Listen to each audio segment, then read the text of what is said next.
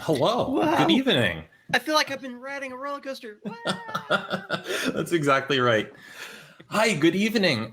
Welcome to session 4 of Bang Bang Con 2021.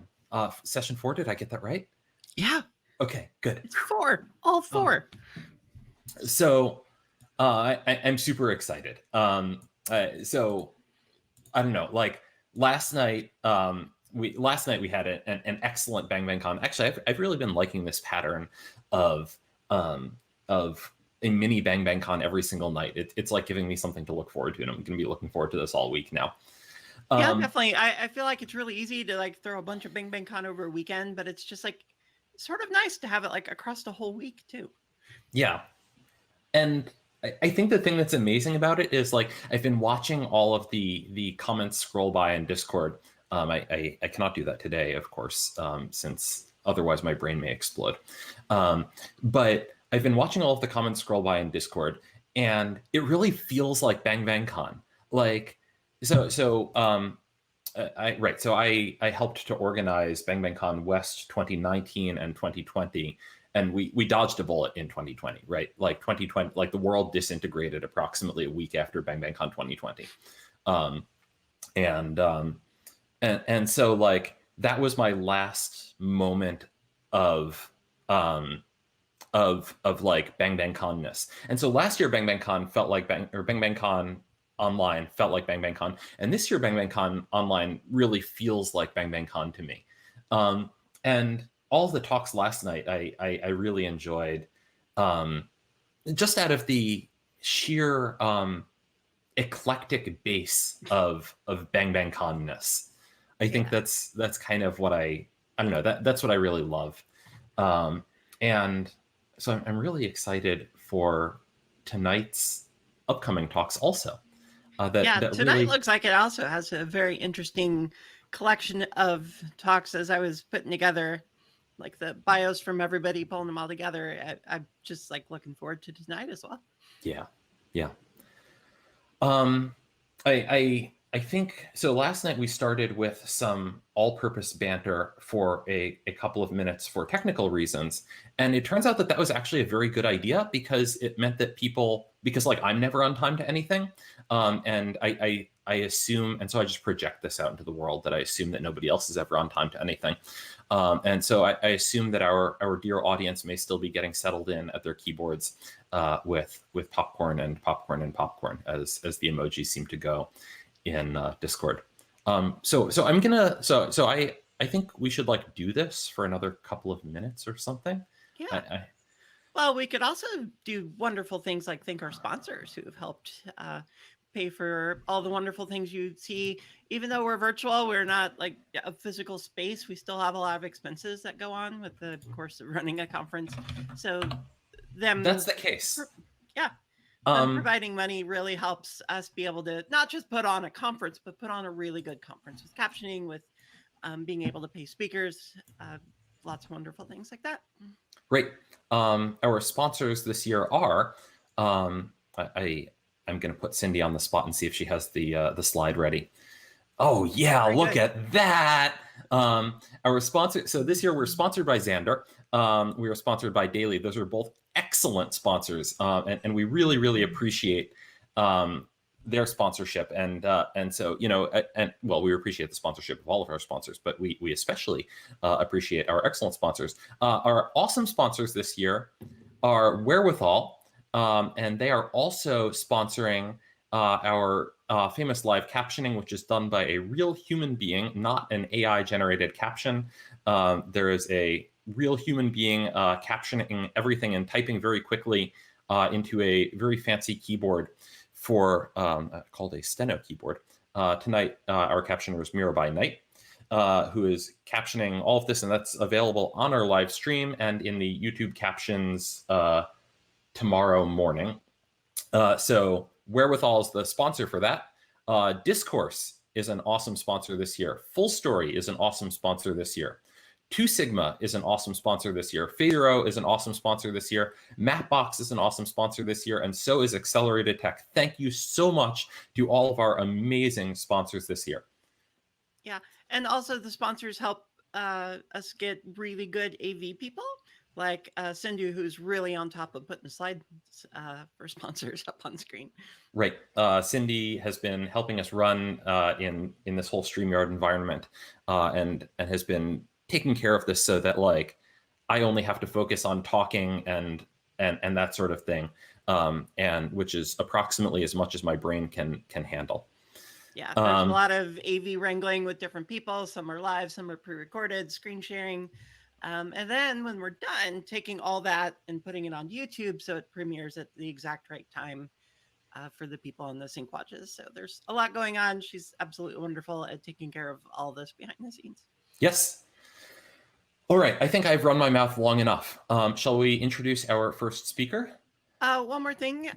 Don't forget, you can tweet out all the things going on. We absolutely love people that live tweet. It shares the joy with the internet.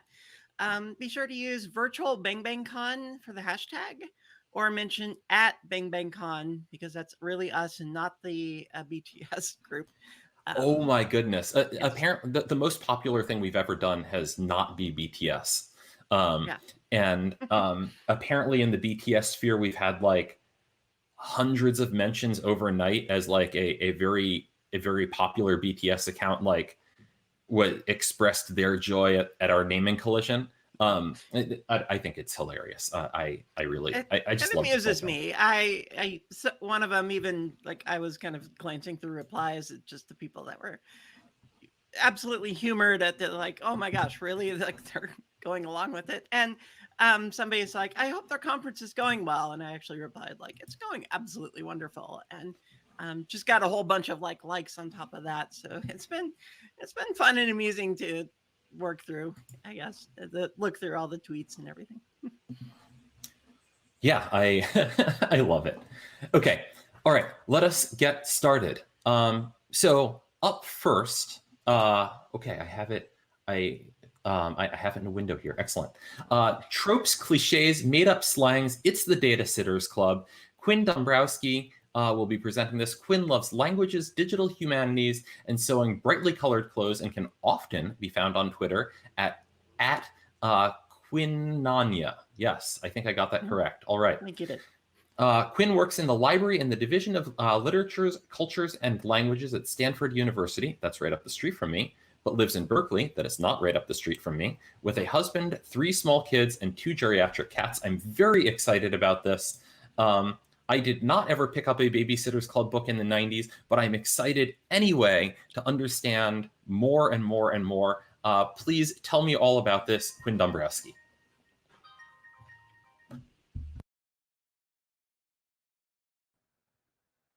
Hi. If you ever experienced or were adjacent to 80s and 90s girlhood in the US, you've probably heard of the Babysitter's Club. It's a series of books by Anna Martin and a team of ghostwriters about a group of teen and preteen girls who form a club that matches parents with a young babysitter committed to quality childcare. They also solve mysteries and go on improbable vacations and things like that. The series is such a cultural touchstone with ongoing impact, like new graphic novel adaptations, a hit Netflix series, a documentary on Asian American fashion icon character Claudia Kishi, and a book coming out this summer, We Are the Babysitters Club, with now adult readers reflecting on their relationship with the series. What you might be less familiar with is digital humanities, or DH, an uneasily defined academic subspecialty where people, among other things, apply computational methods to research questions in literature, history, and other fields. Humanities academia in general is very serious. There's really not a cultural equivalent to can it run Doom? Even the word serious is a compliment. There's not a lot of space for fun, and what's worse, copyright makes it impossible to publicly share text corpora of anything after 1924, which is to say anything that most normal people would have ever enjoyed outside of maybe high school English. Also, there's not a lot of university courses on learning how to do computational text analysis on literature. The people who get into it tend to have had some prior experience with computational sciences and CS. So you can probably see where this is going. DH doing computational text analysis has a lot of white guys working on very serious old literature. And many of them are awesome and put together tutorials and try to make the field welcoming, but the resources out there tend to be shaped by that perspective and background. So this is our story about how we set out to create an alternate path in for folks like ourselves who started off more comfortable with the Babysitter's Club made-up slang than scikit-learn. So, fall 2019, my husband and I left our 3 small children in the mostly capable hands of his parents and hopped on a plane to Las Vegas for a week. It was our first vacation in 4 years, and I promised I wouldn't do any work. Since my work is focused on doing DH for non-English literature, I thought to myself, what a great chance to try out working with English for a change. I came across an article about the Babysitters Club with an interview with my friend Shannon Supple, who curates the Anna Martin papers at Smith College, and I realized that's it. That's what I'll do this week. So soon I was enjoying a beer, amassing a corpus of these books, and tweeting about it, and discovered that more than a few of my digital humanist friends were in fact walking encyclopedias of the Babysitters Club. They were interested in exploring computational text analysis too, and so before long, the 6 of us formed the Datasitters Club. Lee Scalar-Bissett, Katja Bowers, Maria Sachko-Ciceri, Anouk Lang, Rupika Rizum, and me. But I also can't forget Mark Algie Hewitt, the director of the Stanford Literary Lab, one of the most famous DH text analysis labs in the world. Just like Logan Bruno, he's our token guy data sitter, but he doesn't take the extra work off our hands. He's our expert bridge to what you can and can't do with computational text analysis. So we started writing these books where we take some DH method or topic and talk in detail about how we applied it to this corpus and why, all written in very casual, colloquial way designed to be readable for someone with no technical background but an interest in these books. We also write with a lot of exclamation marks, an average of 30 per book. One of the things that we explored was what changes have been made in later editions. Did they actually run with the text from the 80s when they republished the books in the 2000s? We looked at a bunch of different tools, but the most usable was Diff Mash Patch, which showed that there were some changes. Stacy's fluffy blonde perm became a fancy haircut, Janine no longer reached around to the back of the computer to turn it off, and happily, the word thong was replaced with flip-flop. We were ecstatic. We had found a thing. There were emails flying wildly until Maria, who's actually a professor of children's literature and childhood studies, worked up the courage to burst our bubble, pointing out that this happens all the time in children's literature. Seeing these changes might be fun, but it's not actually a new scholarly discovery. And Maria wrote about that in DSC number 3, The Truth About Digital Humanities Collaborations and Textual Variants. What I thought was going to be a guide to text comparison ended up being about something more important.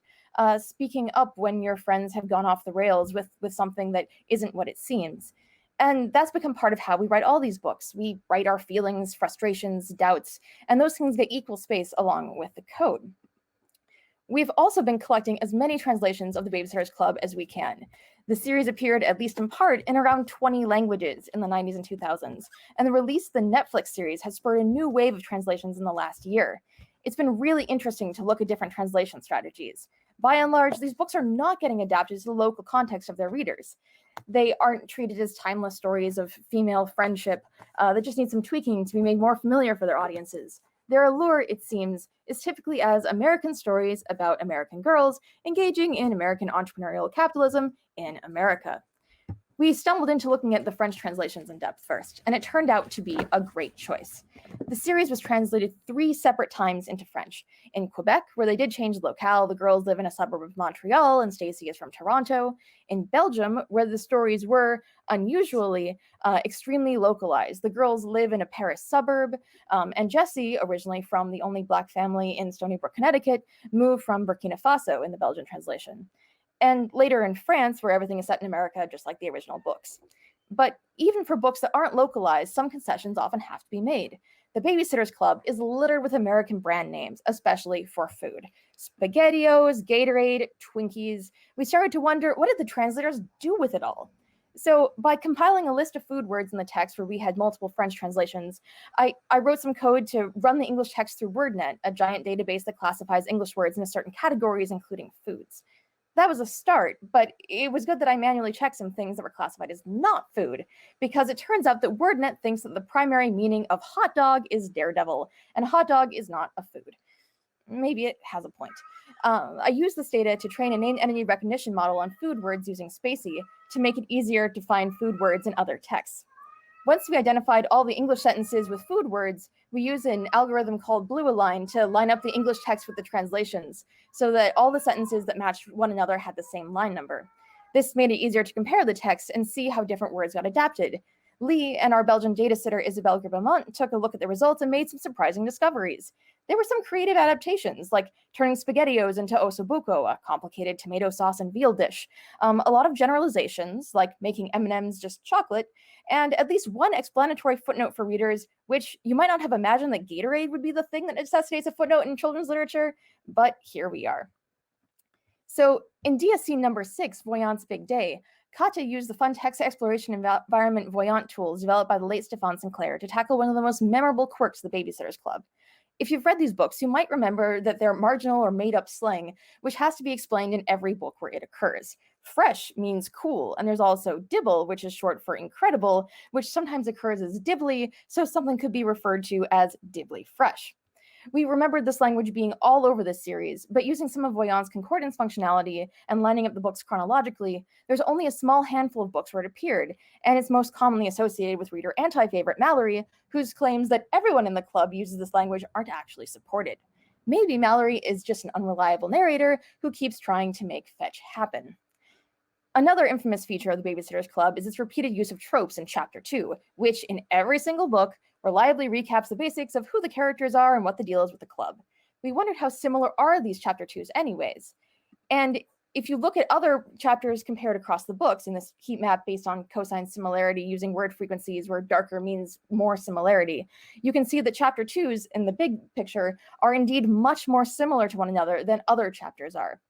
We also used some fuzzy text matching code created by Scott Enderle to find 6 grams shared by different Chapter 2s, trying to identify what makes a given pair of Chapter 2s more similar to each other.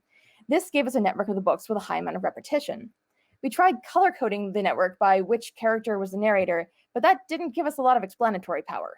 But when we color coded it by ghostwriter, it became really clear that the writers mostly ripped off their own phrasing from other books they had written.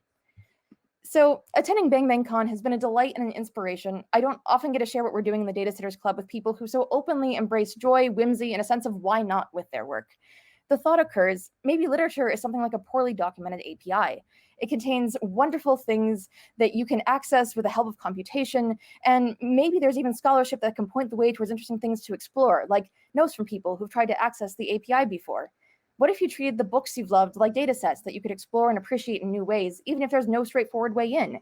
If you find something cool or get hopelessly tangled in text, I'd love to hear about it and introduce you to a community of people grappling with the mysteries of literature. Thank you.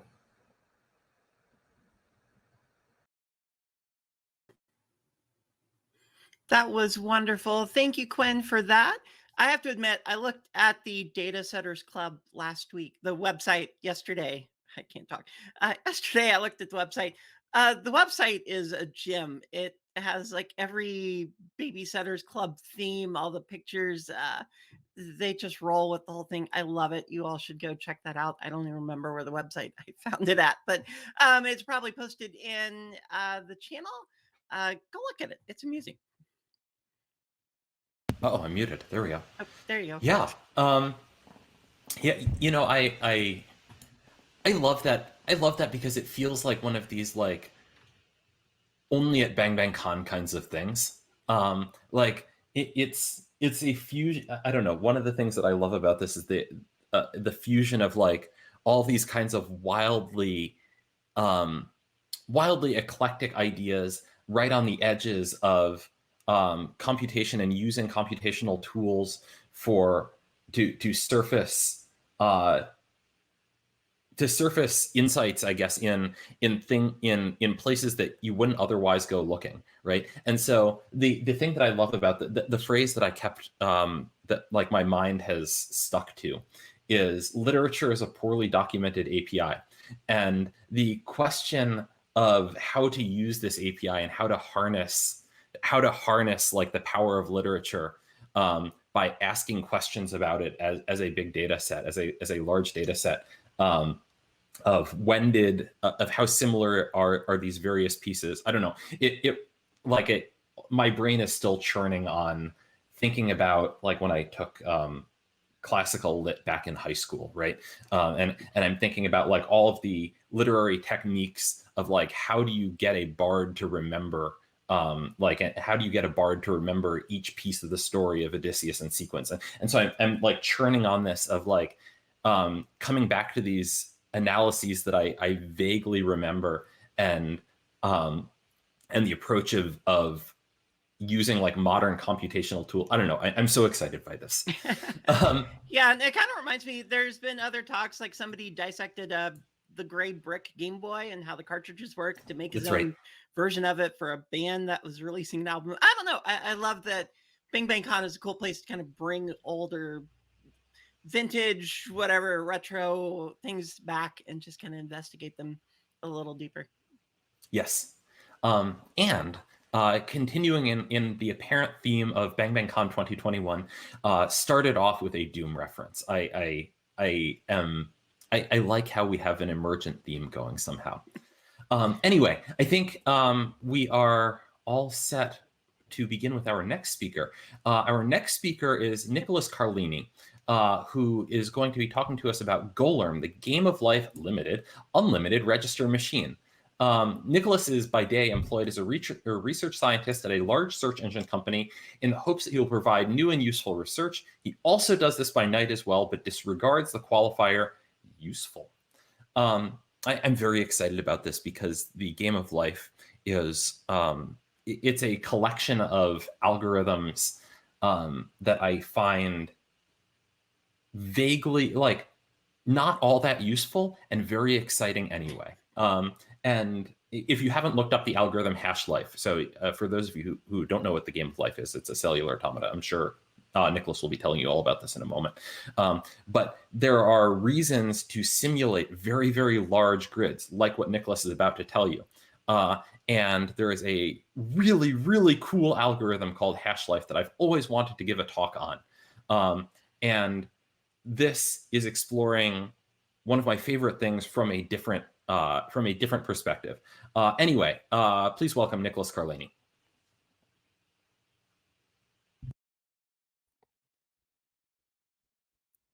Thanks.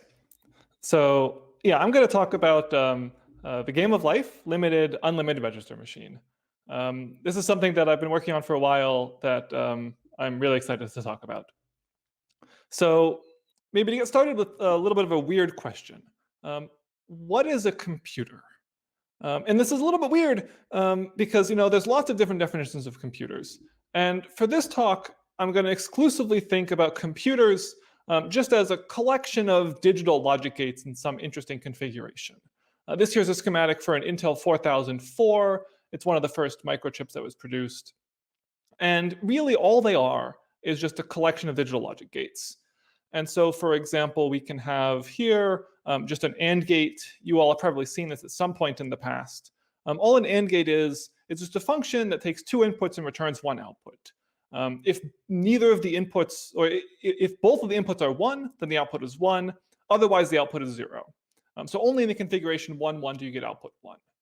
There are lots of other logic gates, but maybe one that's interesting to consider for a moment is also the NOT gate. It goes from an input of 0 to an output of 1 and an input of 1 to an output of 0. So it just inverts the input. Okay. And really, I promise that is all there is to developing these complicated circuits. AND gates and NOT gates can do everything. Okay. Now, most computers today are built with something like, billions of transistors. Even there are some that are like bordering on trillions. But the smallest recognizable computer that uses as few transistors as possible, as few of these logic gates as possible, is probably the unlimited register machine. And the way this works is it's a computer with 3 instructions. You can increment a value stored at a register. You can decrement a value stored at a register. Or you can test if a register is equal to 0. And if it's not equal to 0, jump to a given address. There's the only 3 things you can do. But it turns out this is enough to perform arbitrary Turing-complete computation. Okay, hold on to that thought for a minute. We'll come back to that. This is Conway's Game of Life. Conway's Game of Life is a 2-dimensional cellular automata. It's this thing with the glider that moves across the screen if you've seen it before. And the way it works is very simple. You have a series of what are called generations. And at each generation, you have every cell is either alive or dead. A cell becomes alive if it has exactly 3 neighbors. This one has 3 neighbors, so this cell will become alive at the next generation. This one has 5, and so it will not become alive. On the other hand, a cell that is currently alive gets to stay alive if it has 2 or 3 neighbors. This one has 3 neighbors, so it gets to stay alive. So we should expect that the next generation, we will have the sequence alive, dead, alive for these 3 middle cells, and that's exactly what we get. And we're going to do this for every single cell in the entire thing, and we're going to go through as many generations as we want. Okay, so that's Conway's Game of Life. What can you do with it? Here's maybe one of the most famous configurations. This is called the glider gun. It creates these glider patterns going down and to the right relatively continuously for as long as you want.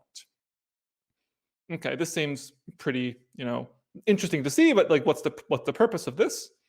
Well, you can do not only that, but you can also make it go horizontally. This is called a spaceship.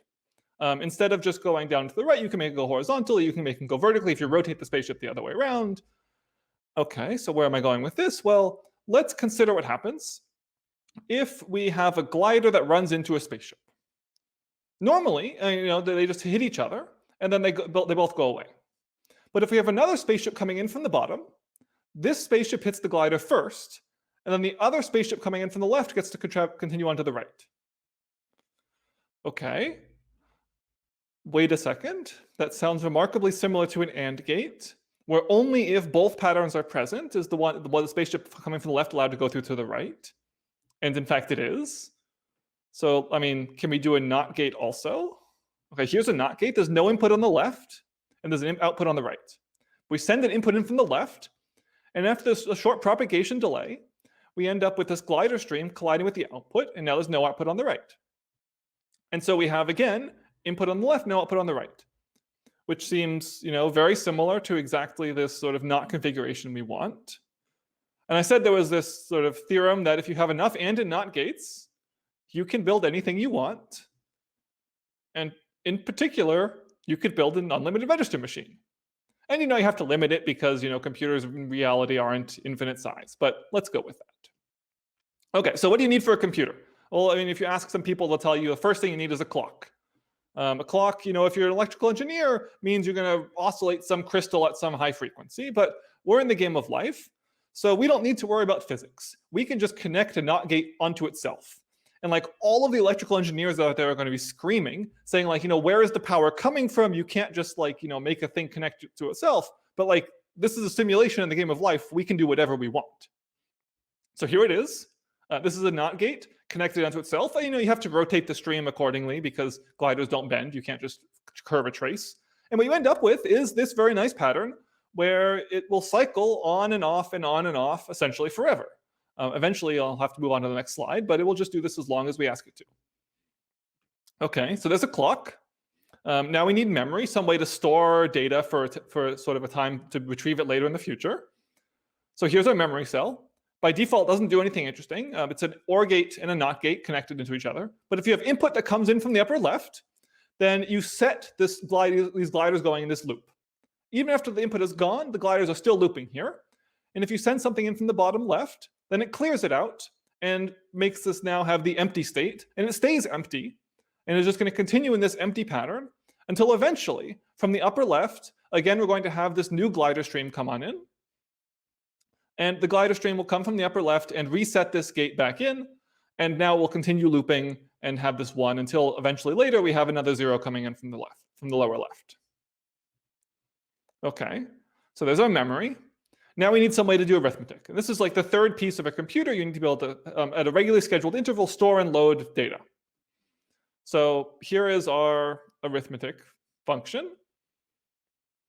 What it's going to do is it's going to add 1. So we have 0 on the left, add to 1. You have 1 to 2. This is counting in binary. We're going 2 to 3. And this is just a very simple circuit construction that's going to add. 3 plus 1 is 4. So we're going 4 plus 1 is 5. And this will just count up as long as we want. So this is a very simple arithmetic circuit, which for the unlimited register machine is all that we need. We need only to be able to increment. Decrement is also very simple once you have increment. Okay. Then it turns out, there are lots of other things that you have to build, but unfortunately, we don't have time for those in this talk. This is everything that we need for a computer. So here one is. This is the unlimited register machine implemented on the game of life. I'm going to pause here for a second because I think it's just nice to watch it.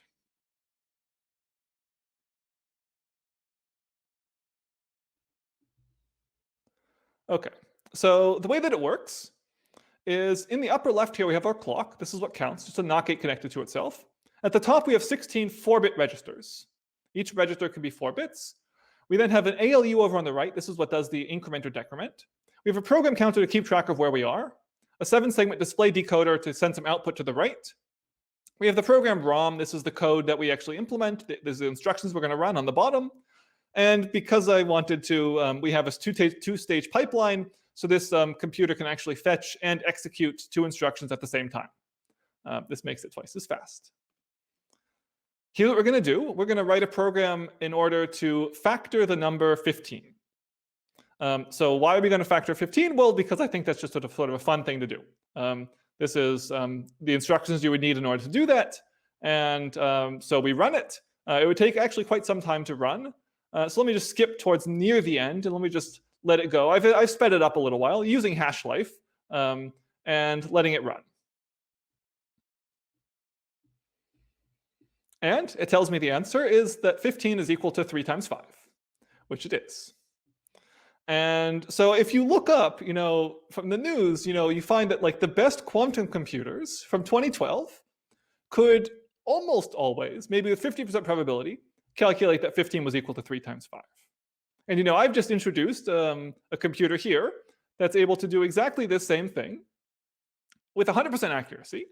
So I'm not exactly saying that the game of life unlimited register machine is going to beat quantum computers at their own game in the next decade, but I think the evidence is pretty compelling here. So thank you very much, and happy to take any questions later.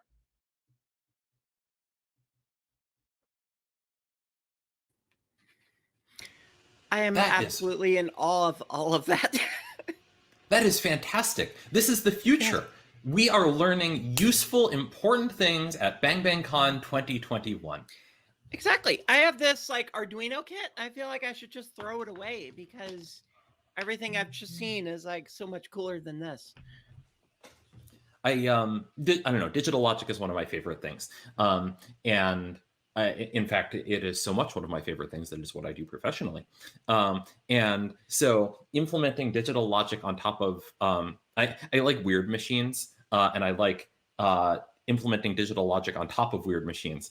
And so if you like this kind of thing, our keynote speaker is our closing keynote speaker, Kate Temkin, is also a digital logic expert. She is, well, I will talk about all of that later, I'm sure, or when it is time to introduce Kate Temkin. But on Saturday, if you like that, do be around for that. But yes, anyway, I don't know. I just hold such a soft spot in my heart for weird hacks on top of the game of life and digital logic configurations built on particularly weird things that I guess that's digital logic. Sure, good enough. Yeah, and I think there's a whole Reddit full of people trying to build all sorts of things in Game of Life. Somebody posted in the Discord a link to, is it possible to build the game of Tetris in the Game of Life? And I haven't looked at it yet, but I'm absolutely not surprised that somebody has not only attempted, but actually completed doing this. That is I think it was a Stack Overflow question, right? That somebody asked as a joke and it nearly got closed. Possibly. I think somebody nearly closed it and somebody was like, no, this shall become an Odyssey. And it's very, very good. It is a very, there's a very good write-up. I strongly recommend it. I really, really do. Okay. So, onto our third speaker. Let us have our third speaker. Our third speaker this evening is Alex Pounds, and he will be talking about Let Me At My Data, pulling pictures out of an undocumented file format. Alex is a web developer and photographer who lives in Toronto, Canada. He's particularly interested in social software and human-centered product design. When not coding for work, he likes to code for fun, practice piano, and get out into nature. You can find out more about him at alexpounds.com. On Twitter, he is @acreature. And I was about to say something, and I've just lost my train of thought. Oh, Alex will be telling us about RTS games. Another subject for which I really hold a soft spot as somebody who grew up playing Age of Empires and subsequently Command and Conquer Red Alert. And so I'm very excited to have this moment of nostalgia of RTSs reappearing in my life again, I'm so excited about this. Oh, that's right. That's what I meant to say. If you are just joining us, please tweet about Bang Bang Con and the wonderful things that our speakers are telling you about. But when you do, please tweet with #VirtualBangBangCon or mention us at Bang Bang Con. Anyway, without further ado, Alex Pounds.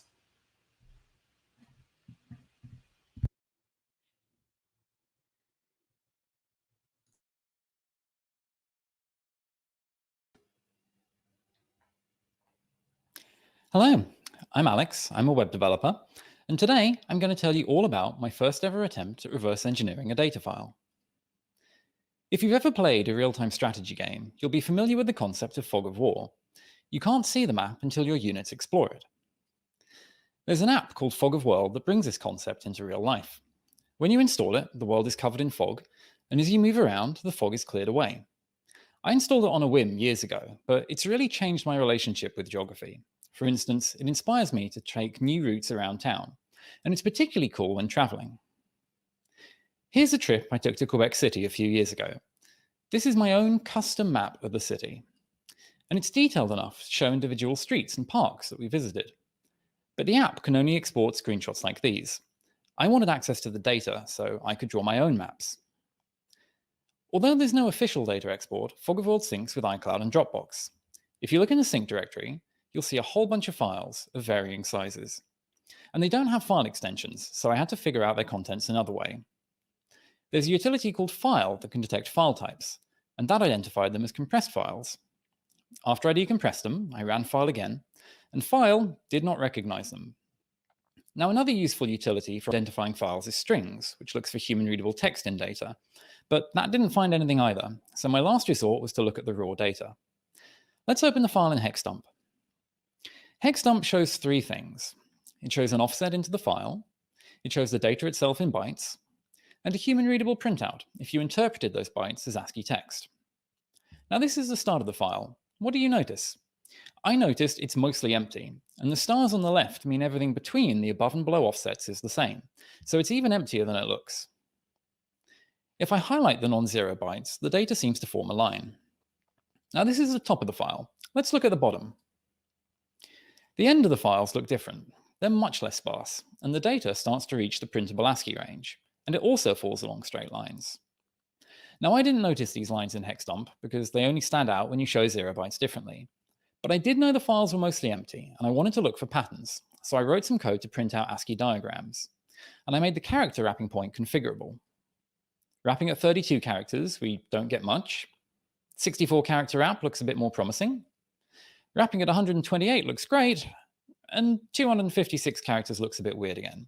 So that wrap point at 128 seems like a good bet. And seeing tracks so early was a really encouraging start. But this is just the top of the file. What does the rest of the file look like wrapped at 128 characters? Not great. Not great at all. And this stumped me for a while, because there was clearly a pattern. There's this diagonal line which runs through the data, and the data itself is too regular to be random. Beyond 128 characters per line, it's easier to see this data as an image. Let's discard the initial track at the top of the file and see the rest wrapped at 128 characters. I've rotated it 90 degrees to fit more on the slide. And the diagonal lines are even more apparent, and they suggest we're wrapping at the wrong point. I discovered my diagonals change direction between 257 and 258 characters, and I thought for a while the data was tick-tocking back and forth between 257 and 258, as that did align better, but a clever friend suggested that maybe it was really wrapping at 515 characters, 257 plus 258. And that looks a lot better. This solid black line at the bottom is our former diagonal, and finding this alignment was also really encouraging, but I still didn't know what the data was. I thought, must be location metadata of some kind, but the theory didn't feel quite right. So I had theories but no insights, and I pondered the facts for a day or so. Let's review the clues. First up, something was weird about all the tracks I'd found. Here's them all in one image. Now these are definitely tracks, but they're not very detailed. The app lets us see individual streets, and that's not visible here. Next, let's have another look at the start of the file in Hexdump. This is the track data, but why store it as numbers? The app doesn't need to know about track ordering. And lastly, the ratio of tracks to metadata seemed off.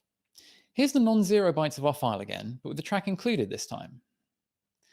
Now, Fog of World is about tracks, and pretty much only tracks, and yet this was my theory about the file layout. But what if my theory is exactly backwards? What if what I thought were tracks a metadata, and what I thought was metadata was really tracks. Now, this idea came to me one day at work, and I was really excited to go home and try it out. I already had some throwaway code that just kind of poked at the data files. It would read the data and try things like divide the file size by common divisors and count the most frequently occurring values. And my new guess was each number in the top track referred to a 515-byte chunk below. And this held true for all the files. I called this initial track an overmap. Each chunk was 515 bytes, or 512 bytes with 3 left over. 512 bytes is enough for a 64 by 64 pixel square, where each pixel is either on or off. And on or off is all Fog of World cares about. Now, I already had code to draw the overmaps, so it wasn't much work to try this out, and it was extremely satisfying when it worked. The file we've looked at so far is really boring visually, so let's look at a more intricate one. First, let's see one of the 64 by 64 pixel subtiles. I've shown several pixely images at various scales so far, so it's not obvious how small this image is.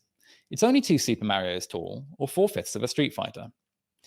And the subtiles only work when assembled into a bigger map.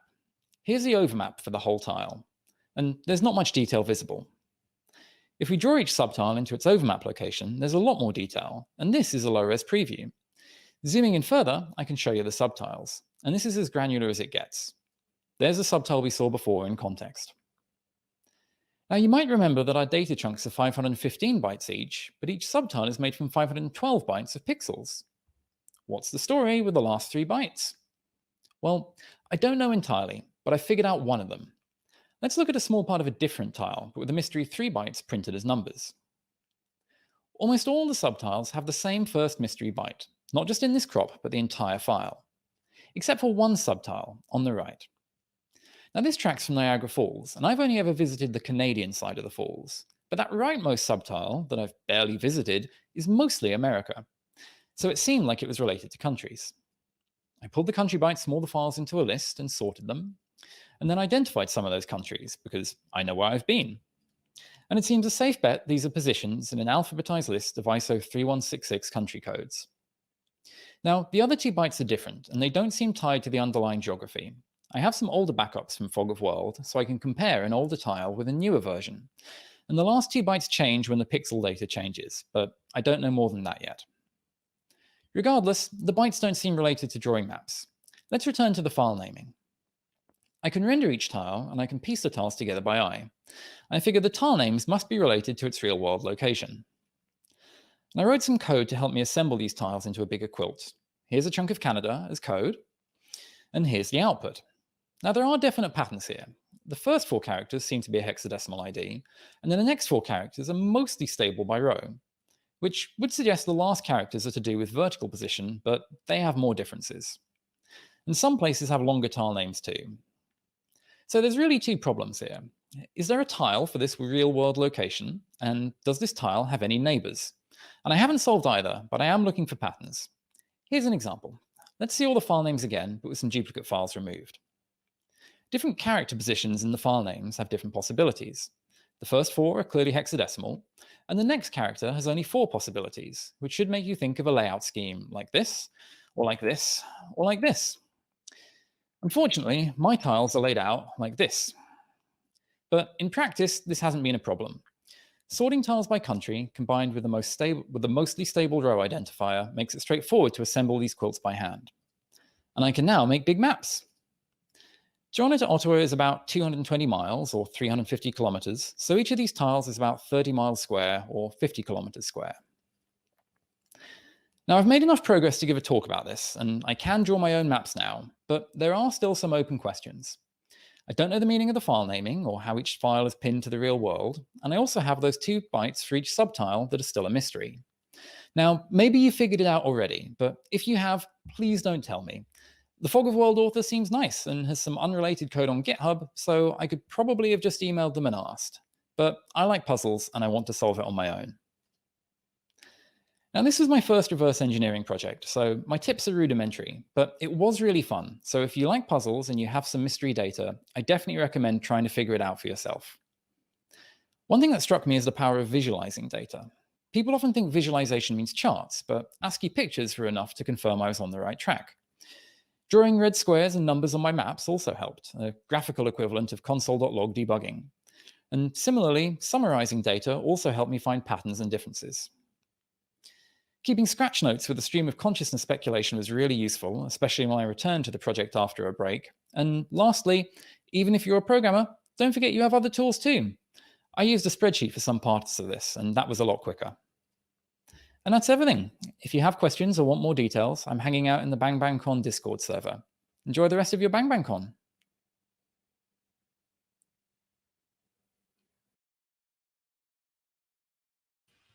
Ah, that's so cool. Oh man, I love reverse engineering. I love the thing that stuck out in my mind this time. I don't know, but I figured out one of the bytes. This is like the process of discovery, the process of like of going through and figuring out a binary file. Sarah, you were watching on Discord, right? Like, oh, you're muted. Oh, hi, I'm Almost. muted.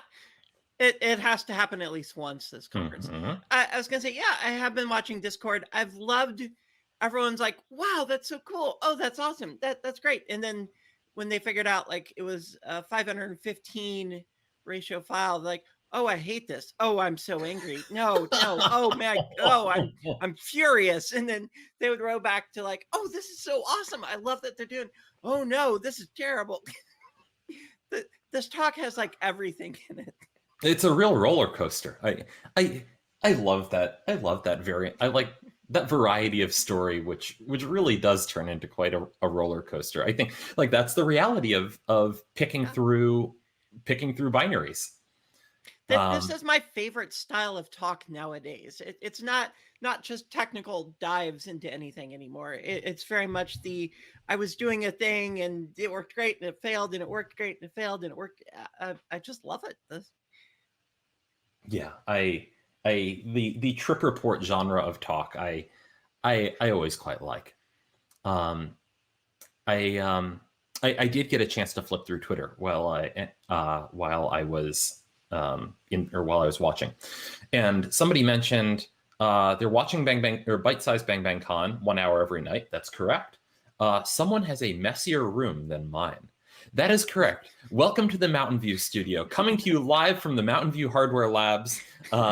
You can see a collection of hardware over there, multimeters and oscilloscope boxes that for some really quite nice rental equipment that's got to go home eventually, and so that box is just going to stay there until that oscilloscope goes home.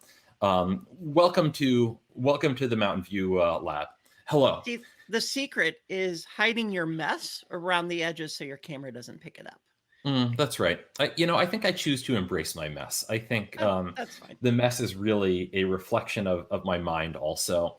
And that's just kind of the reality of how it is. Yeah. We're starting to run low on time, so we should Oh, that's probably true. move on to Okay. our fourth speaker. Yeah, let's do that. Okay. So our fourth speaker is Rocky Kev. He is a web developer, game developer, organizer, and teacher. He's an introvert and also enjoys eating waffles and rock climbing, both solo sports. He likes to be in the forefront of web technology and is endlessly fascinated by the ever-changing web landscape.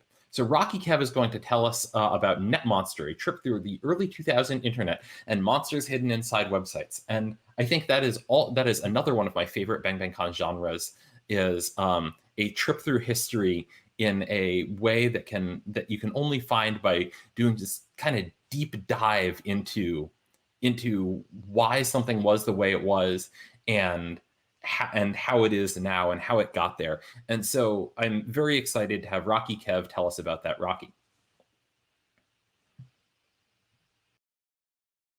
Hi, I'm Rocky.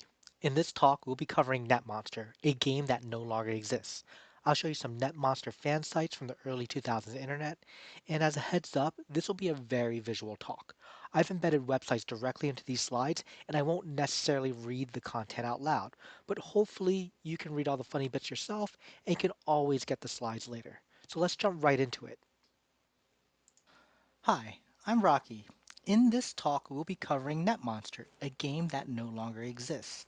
I'll show you some NetMonster fan sites from the early 2000s internet, and this talk is a very visual talk.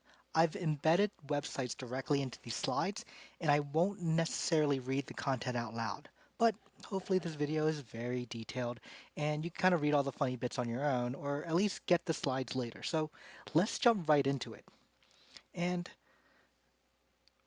now, this is classic pre-web 2.0 internet. So for anyone out of the loop, this is a professionally built site for the cult classic film Space Jam.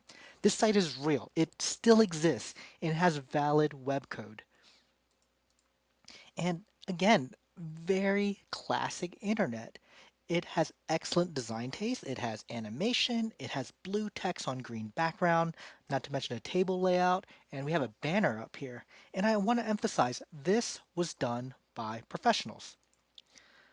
Now, the sites that were built by novices weren't exactly different.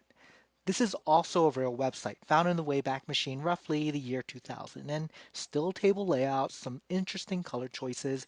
There's banners and badges, there's a guest book, and there's a web counter which the service is down so I made it green so you can see it. What you don't hear is a 2-minute Chrono Trigger audio MIDI file looping in the background. There's even a under construction text because back then you needed to be on the internet now. There was no staging type sites for us. And this is a fan site dedicated to the game NetMonster. We'll come back to this site, but I just wanted to give you the glimpse of early 2000s internet because this can be a culture shock if you're not familiar with yellow text on noisy backgrounds. And so let's just kind of get that out of our system. And let's talk about NetMonster. This game existed from roughly 1999 to 2001-ish. And the thing I want to point out is this guy here. This is a NetMonster badge because hidden on this web page is a collectible monster. The monsters came in all sorts of weird shapes and sizes. The tagline for the game was Internet Monster Hunting at its finest. Now, NetMonster was a free downloadable game from the late 90s where you collect monsters from URLs. For NetMonster, it was a very Pokemon-esque-ness with the collecting. And how it worked was the player would grab a URL with a NetMonster badge, the player would enter it into the game. Based on the code snippet, the game client would generate a monster. So one URL equals one monster. And you needed strong monsters to defeat the bad guys. The game stopped at version 1.4 because a hard drive crash erased the source code.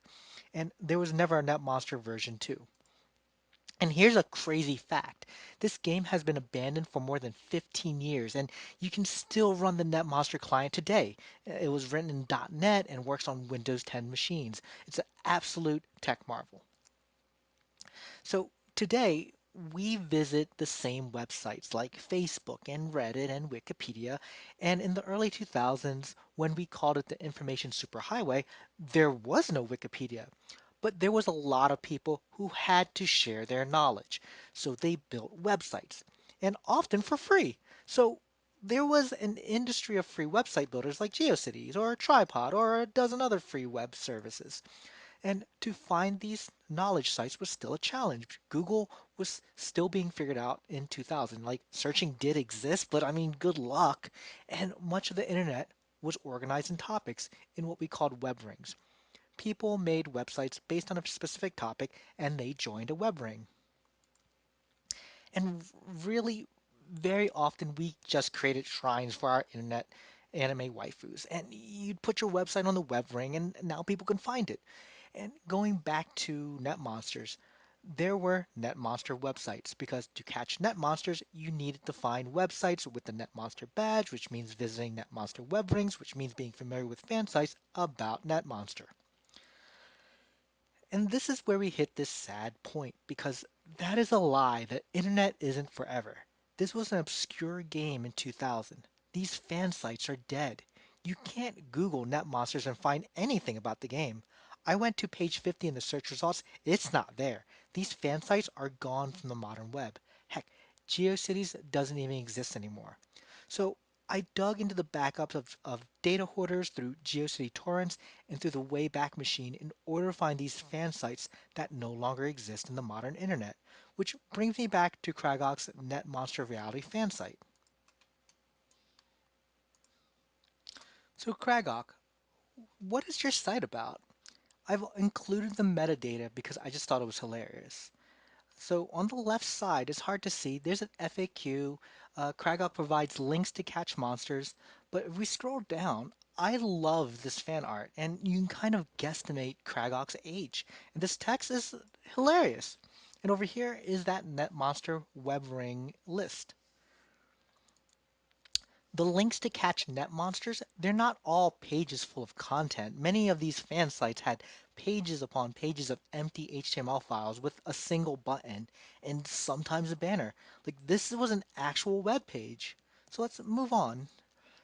So this is Comics Castle. His banner alt text is kind of interesting, but if we scroll down, he has a bunch of really sweet material for that net monster visitor. There's even comics, which unfortunately leads to broken images. I want to show this random story off, April 1st, 2001, where he says, Netmonster sucks. Why do I even have this page up anymore? I'm erasing this page tomorrow, and I just uploaded a virus to your computer for even daring to play Netmonster. Then you read the next line, April Fool! Ah, you joker. Let's keep trucking along. This is Darcy's Net Monsters.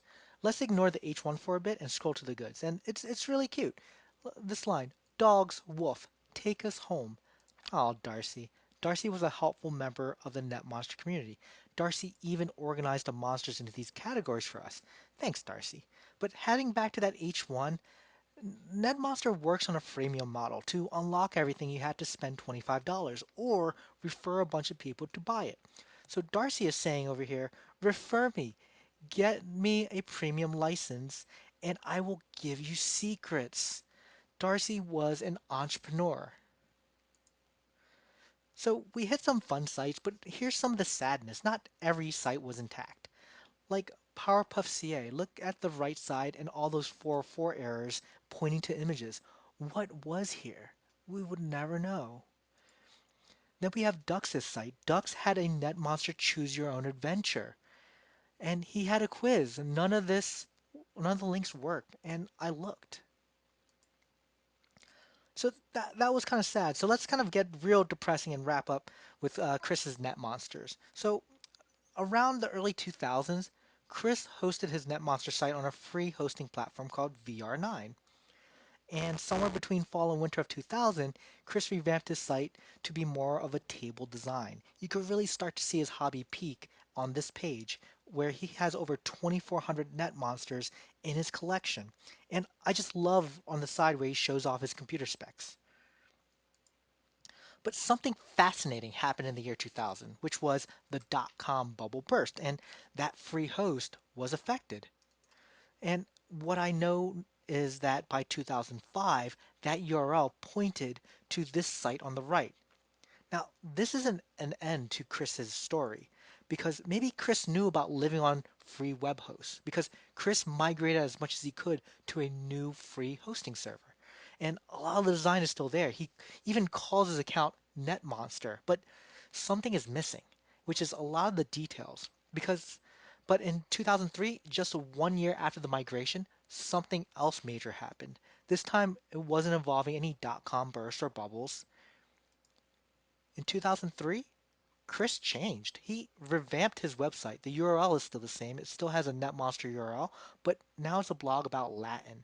And there's no reference to NetMonster. It's sad, like real Toy Story 3 sad.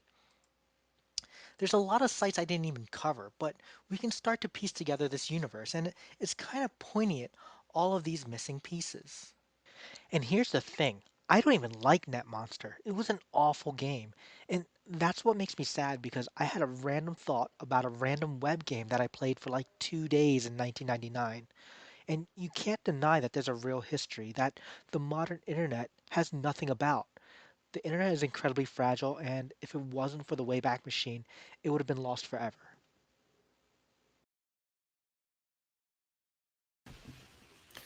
All right. Yeah. I keep coming back to this idea of everything old is new again. And I think I did tab over to Discord briefly and I saw somebody mention, I miss this internet so much. And there's a lot about that generation of the internet that I don't really miss. But the way in which publishing was this decentralized thing in which you could typing in and using all of the interesting features of HTML 1.0 and not having to worry terribly about the form of it, but just knowing that you could type in a whole bunch of H2s with dates on there, and that would be your blog. I miss that. I do miss that. But yes. Yeah, there was a certain freedom to just kind of be really creative with old websites. And now it's, there's a bit of creativity, but it's a lot of best practices and ways to influence your audience, and just didn't really have that 20 years ago. Yeah. So I don't know. I think there's maybe the question to leave ourselves with at the end of the day is like, this is the thing that's going to be ticking over in my head for the rest of the evening, is what was exciting about that generation of internet that I miss? And like, why can't we have, like, is it intrinsic that we cannot have nice things? No, I don't believe that. I think we can have nice things. That would be good. And that generation of internet, like that freedom seemed like kind of a nice thing. Anyway, it is 6:01 p.m. my time, and that means that it is time to let you all go. Coming up next is the hallway track, which is in Skittish. And we will also I think we are also experimentally using Skittish for a place to Syncwatch also, if you prefer to watch there. So you can Syncwatch on the live stream page, or you can Syncwatch inside of Skittish. And after the Syncwatch, be sure to go in to people. There's another hallway track after the Syncwatches, so you can go and chat with people there too. Oh, all right. Oh, that's cool. Cool. Anyway, so yes. So coming up next, no matter when you are watching this, as long as it's during one of the officially authorized times to watch this, it is the hallway track.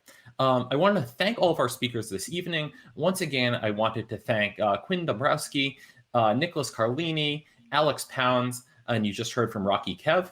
And I'd like to thank all of our sponsors again: Accelerated Tech, Mapbox, Phase Zero, 2 Sigma, Full Story, Discourse, Wherewithal, Daily, and Xander. Say when the live stream happens. When does? I think you might have all the time zones. Can you say all the time zones, please? Oh, I didn't have all the time zones. Oh no! Yesterday very well, and I don't. I believe it's 8 p.m. for the live session in Eastern time. That would be 6 o'clock your time, I think. Or no, 5 p.m. my time. 5 p.m. Pacific. I have this on a chart somewhere. We know what we're doing. What we're right. Welcome to Bang Bang Con. We're the experts. Okay. 8 p.m. Eastern, 5 p.m. Pacific, 1 a.m. UTC. And of course the Syncwatch is tomorrow morning if you missed any of these talks. Thank you very much. Have a good evening. We will see you tomorrow night. Yep. Bye. Bye-bye.